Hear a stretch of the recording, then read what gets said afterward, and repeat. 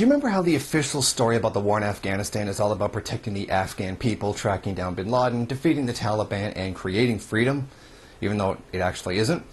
Well, the pretext is being outright thrown out. A Tory MP has proposed hacking up Afghanistan into separate kingdoms, to use his exact quote, with each one being ruled by a foreign power and the Taliban. MP and Foreign Office aide Tobias Elwood of the UK, a former Army captain of the Royal Green Jackets, says this is already under discussion in Washington and London. The two main imperialist powers of this entire war are already going ahead and discussing this, carving up the territory of Afghanistan for the benefit of the ruling elite without any consideration for what it is that the people of Afghanistan actually want. This is the real face of imperialism, control over an area. It has nothing to do with the actual people who live there and their freedoms and their wants and their desires of what it is that they want to do with their society and country. Now, this report was leaked by the British newspaper The Independent on Sunday, so it's been verified this actually is going on. The plan is being labeled Plan C, to split Afghanistan up into 8 zones based on the economic hubs of Kabul, Kandahar, Herat, Mazar-e-Sharif, Kunduz, Jalalabad, Khost, and Bayman. And then each of these areas would be governed by a council representing different ethnic groups and overseen by one or more foreign countries, in the same way that Berlin was run after World War II.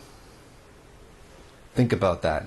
They're actually literally going back to an old plan and updating it for the future. This couldn't be any more obvious of being imperialism. The whole pretext of being there to save people and to protect the Afghan people and get rid of Islamofascism is now literally being thrown aside and saying to hell that we're just going to carve it up and steal its resources. That's what this was from the beginning. The whole pretext of that is gone. Because they know they can't win.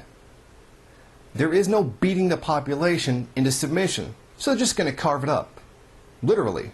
This actually section it off and ration it off to the different imperialist forces. Now, of course, not everybody is happy with this and thinks it's a bad idea. Thomas Ruttig, the co-director of the Afghan Analysis Network, had this to say. Splitting the country into such regions will result in the empowerment of what we have started calling local or regional power brokers, what were previously known as warlords, whose misrule between 1992 and 1996 caused the rise of the Taliban in the first place.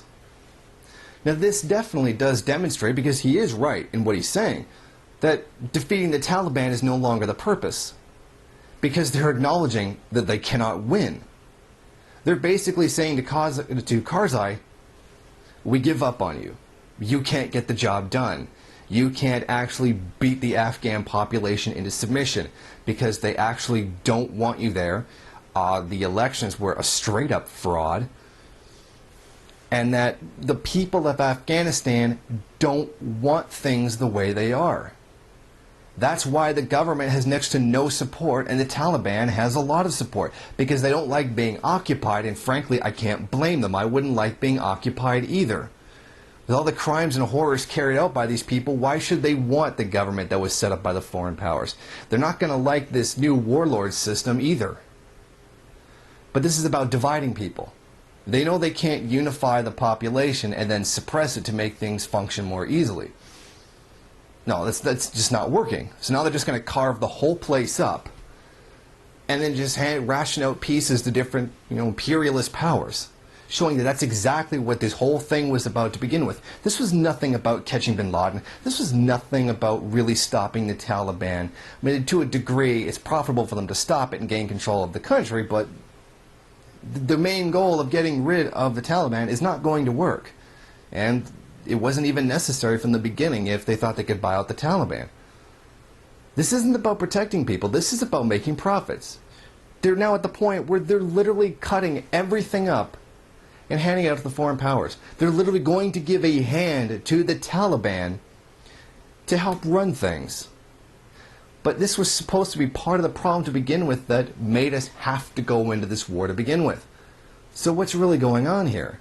I mean, at this point, you really could not believe that this could continue to believe that this war is actually about saving the Afghan people or even helping them. you couldn't even actually believe it anymore at this point. To do so would be nothing short of complete ignorance.